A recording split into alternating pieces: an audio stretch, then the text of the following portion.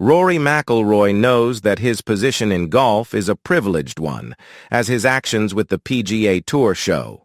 Rory McIlroy has admitted he is in a privileged position on the PGA Tour after the golfer's calls for changes to be made were answered. The Northern Irishman recently made his stance clear that the tour must be more cutthroat in allowing the best players to enter certain tournaments, thus increasing their prestige. Speaking after the second round of the Arnold Palmer Invitational, the world number 3 went against the general line that more players should take part than the current number of 69.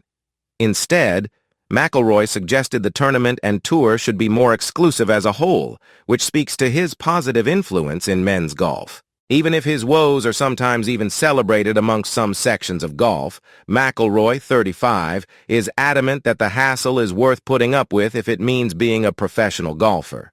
I think what the hard thing is in my position is your disappointments and your mistakes keep getting brought up to you every time that you get in front of a camera or you're in a press conference or answering questions, McIlroy said to Sky Sports.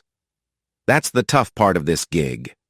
At the same time, I am in a very fortunate position that this is what I get to do for a living. If I have to deal with what people deem are unfair expectations or are held to a higher standard than others, then so be it. I feel like that's a very privileged position to be in. I'd much rather have it this way than if people didn't really care about what I was doing on the golf course.